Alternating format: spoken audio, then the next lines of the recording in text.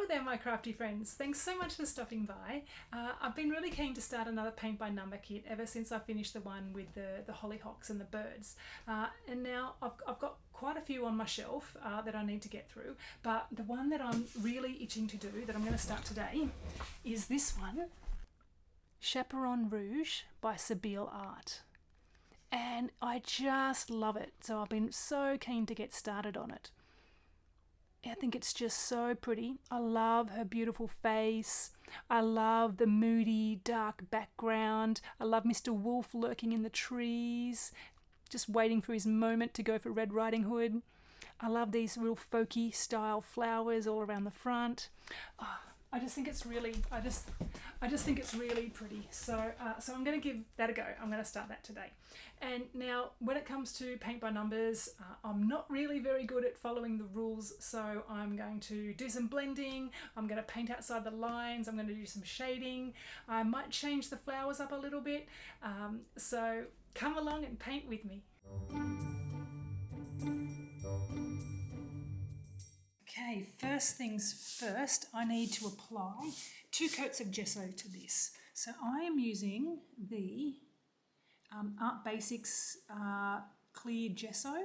I've tried a few different brands. The last one I tried was the Liquitex one, which just had too much tooth for my liking.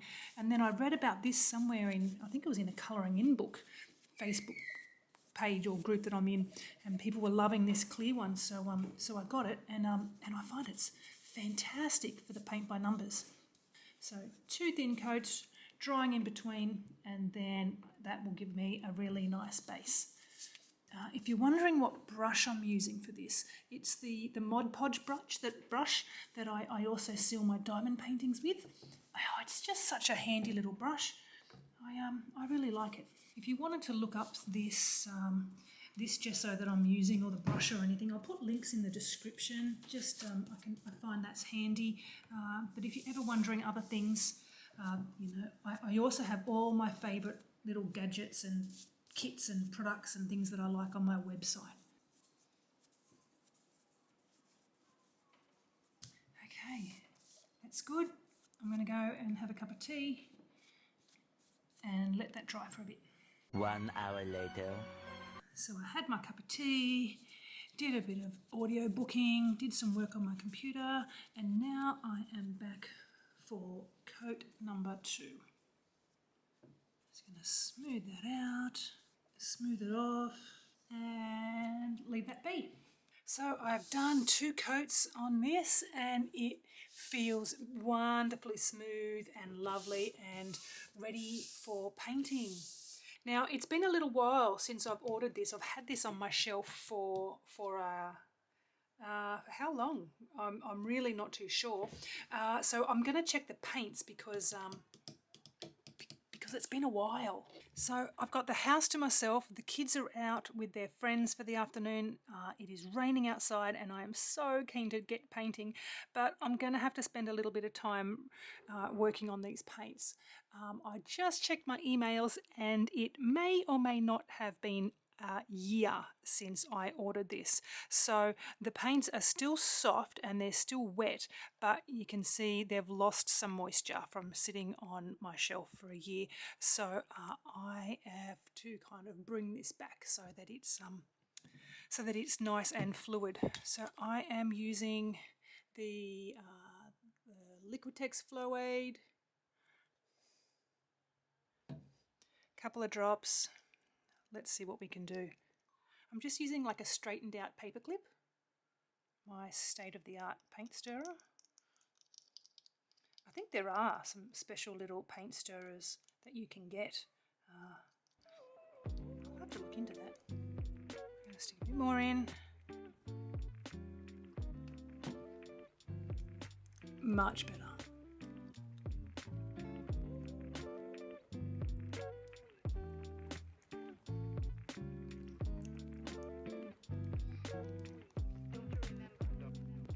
Oh, holy moly, that was a mammoth effort. Okay, all of my little paints have been mixed up and re-wetted and they're nice and juicy again. All right, where to start? Okay. Okay, as much as I would love to jump straight in and do her face and this beautiful coat, we aren't. We are going to start with the background because that's how I like to work and I think it works well. So today we are going to do the moon and the sky and the background here, do some blending all around the trees, and I think we can also get this this hill and the landscape and the background behind all the flowers. In the next video we will do the trees, all the little leaves in the trees, Mr. Wolf, the flowers in the foreground, and video number 3 we will work on Red Riding Hood, face and that beautiful cloak. So I'm going to use the kit brushes, and I think I will start with the biggest 2. See how we go from there.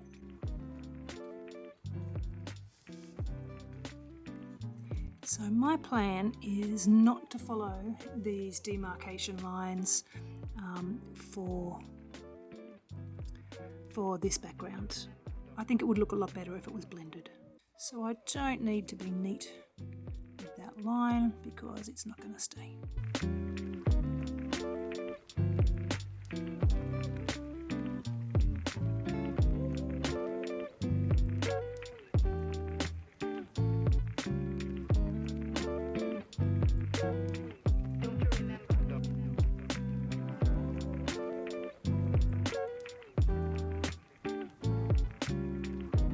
So now I want to blend it in here with the lighter blue. Okay, so using the same brush, I'm not washing it off, I'm dunking it straight in.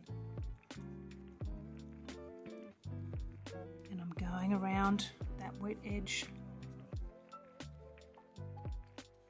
And I'm going to start to blend it. Just going to push it back a little bit more.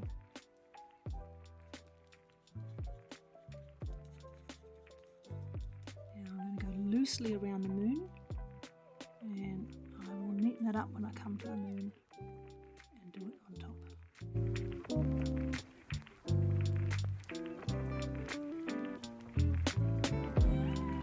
Maybe a bit lighter in the middle here, or that lighter colour.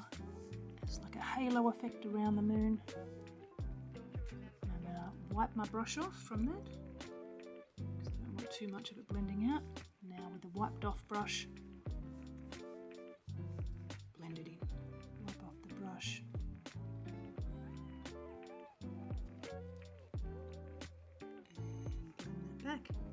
Okay, I think that looks alright. It's meant to be quite dark over this side. So I have the dark colour here. I'm going to brush it off and smudge it back into that mid one. And then I can just keep working with the straight dark colour now, and that will blend in nicely.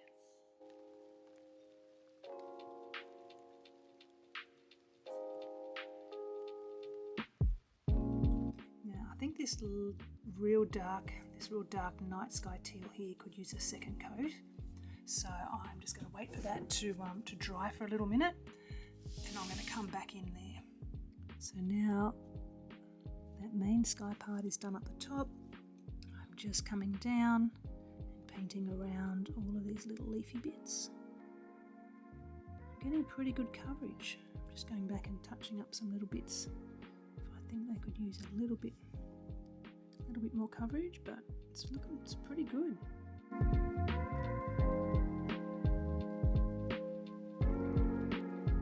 Swap to the smallest brush in the kit, and that is better.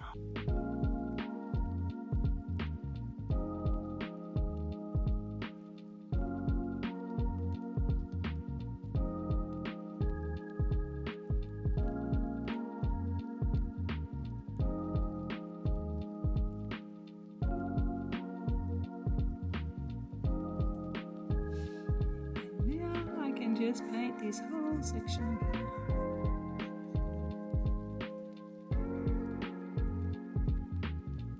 Okay, so we have finished our deep dark sky. I haven't done the moon yet. I'm going to go over that just as soon as this area is totally dry. Come down through the background through this tree, and now I've just got to do the background areas going through the trees here on the left and through the trees on the right. So because I'm right-handed, I'm going to start over here, going around the tail of Mr. Wolf and work my way back around here, and then I'll just go back and touch up. Now, I'm not painting outside of the lines or doing anything else to these areas. I'm just going to do it exactly as it comes. Sit back, have a look at it, and see if I want to make any changes after that.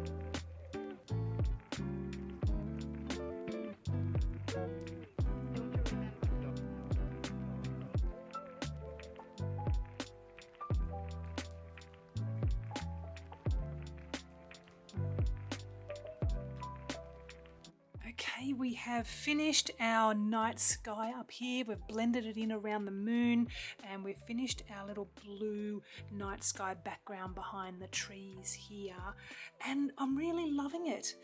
The coverage of the paints is lovely. The canvas is really nice to paint on after a gesso. What I love about it so far the most is just the vibrancy of the colours. I think this whole artwork, the original artwork, is very vibrant. In the blues, in these aquas, it's highly saturated. I think this rendition of these colours is beautiful. Moving on down, we now need to do our two little background hills. So because there's like this line here where this top one really kind of is in front of this back one, I think I'll start with the background one and then do this one here on top of it. So we've got this hard line here. Let's see how that is meant to look. So this hard line here is what we're meant to paint. I think that we could get a better blending of that. It doesn't have to be much. We're going to paint this darker shadowy area here, going to paint this big blob in the middle, and we can smush them together around the edges. And I think I'll bring some of this darker one down along this edge line to give a little bit of definition to that background hill going up. That will not be hard at all.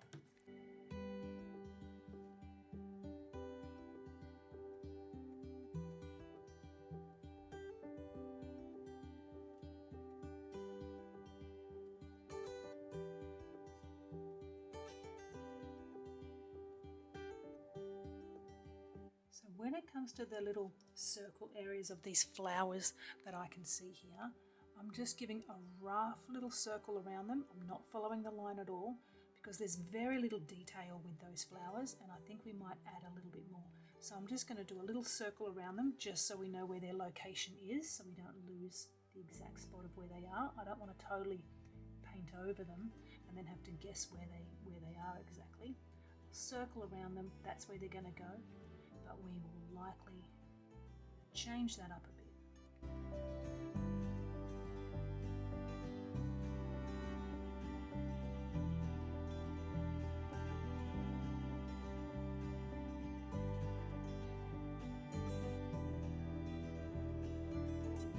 Okay, so I've put the base coat down on the darker colour and the lighter colour, and now I'm just going to go back with each one. Wipe off my brush as I go and smush it around a bit. Touch up that darker colour as I go, wipe off,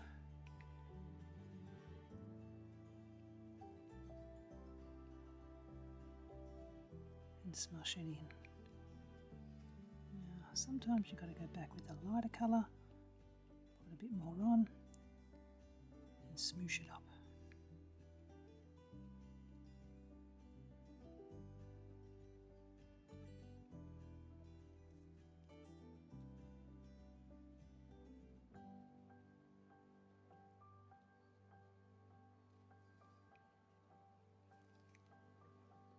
it's looking all right.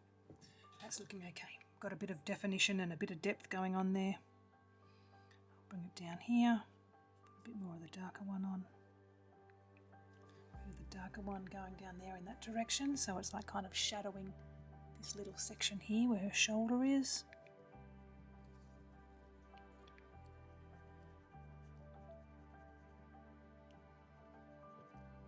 Smoosh it out.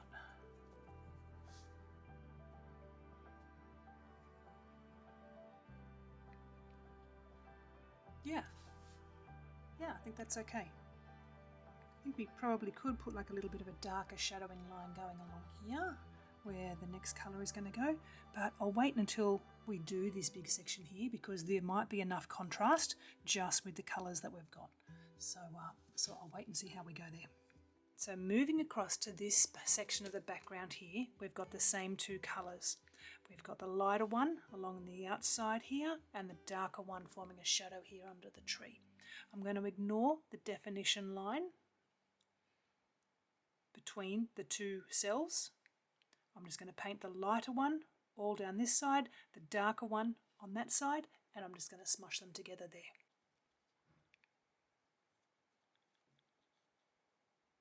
So I have now painted all the lighter colour the whole way down. I am just doing the first coat of the darker colour. I'm just going around the little blobs where the flowers are meant to be quite roughly. I'm not sticking to the line there because I've got a feeling that when we come back and do those flowers we won't really stick to the lines. I think they're going to need a little bit of work. Pick up some of the lighter colour. They've both started to dry, so I need to apply a bit more of the paint on both sides. Wipe off my brush and mush those together.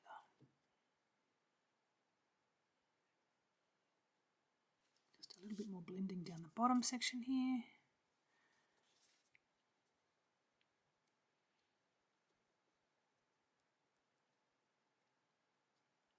And I think that's pretty good. The idea of that colour section there is really just to shadow her whole coat here and give some definition between the background and her and make her pop up a little bit. And I think just that darkness that we've got there blending into this lighter colour has done that. And I'll just move you up. So as we keep going, we may decide that we want to add a little bit of definition in some of that darker colour down here as well, but I'm going to wait because there might just be enough contrast in her coat in the foreground that we don't need to, and that it would just be a little bit too heavy and too dark. So I'm going to leave it like that and then we'll have a look at it next time. Alright, so now we're going to move on and do the front hill here.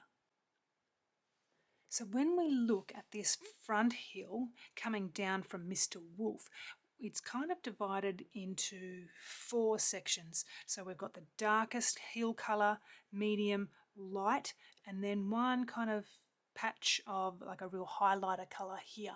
So I'm going to paint them just exactly as they are. The light, well, 1, 2, 3, 4 background colours, and then go back and mush them together. So I have painted the 2 areas here separately, and now I'm just going to go back. I think it's dried. I think I took so long painting the 2 sections that it's dried. So I'm just going to go back, re-wet the edge on each side and push them together. Now my next dilemma, I wasn't sure what to do. Down here in the flower area, we've got a lot of these little tiny stick areas which are meant to be the stems. Let me get our reference photo. I'll go to the, okay. So they're meant to be these stem areas for the flowers. Now it's really tricky to paint around little tiny stems like that. So, and looking back at the original, they're a lot more numerous and they're very fine and flicky going down. So I've made the decision that I am going to keep the location of all the flowers and all the leaves, but I'm going to paint over these long sticks because I don't think I can paint around them and then paint the stem colour over the top in a way that it'll look great. So I'm going to cover them over, and I think it'll be really easy with a little bit of a liner brush and some really fluid stem colour just to do a quick little drag down with our brush and put those back in afterwards. So that's my plan.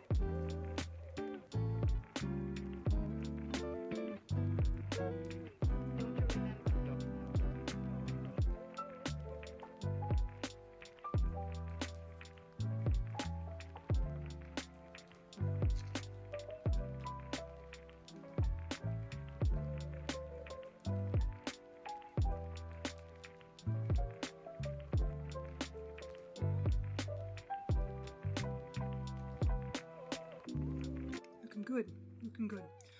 Okay, so now next part of this hill is to do this lightest splodge kind of area here and blend it back through into that mid kind of tone area in the middle of the hill. So I'm going to put the lightest colour down first. I'm pretty sure this will kind of need more than one coat, so I'll do that first, and then I'll come back and blend the edges together. Going around these flower leaves quite roughly because I know that we're going to fuss over those when we come back and do them. As long as I know where the actual location of them is, I'm happy to kind of freestyle a little bit when we get there.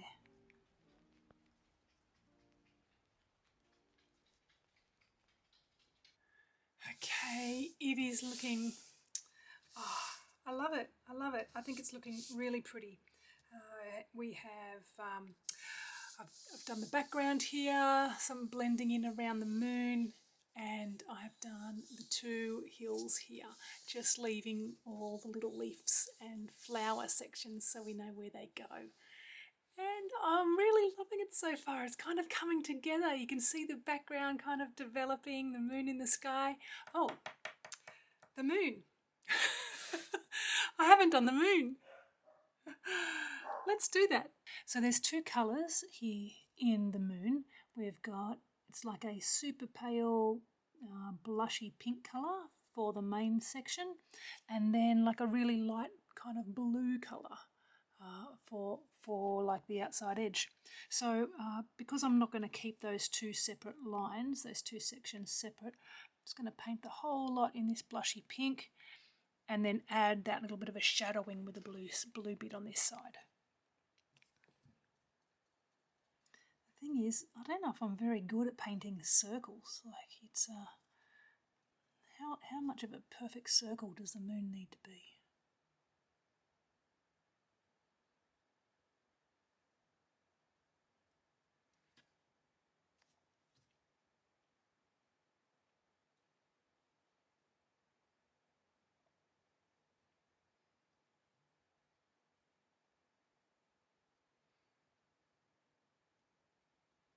Okay, I really want to keep going, but I'm going to stop here because I know these videos can get quite long and I'm going to break it up into different parts. So that's enough for today. Next time we are going to do the trees and like the silhouettes of the trees through the background here. We're going to do Mr. Wolf and all of the flowers. So that could be a bit of a longer one because I'm going to really fuss with these trees, getting the little kind of flicking bits kind of through them, the little silhouette of the trees, and these flowers with some freestyle flowers and little skinny lines and stems and things could take a little while, so that could be a long one. But so that's enough for today. Thanks so much for tuning in, guys.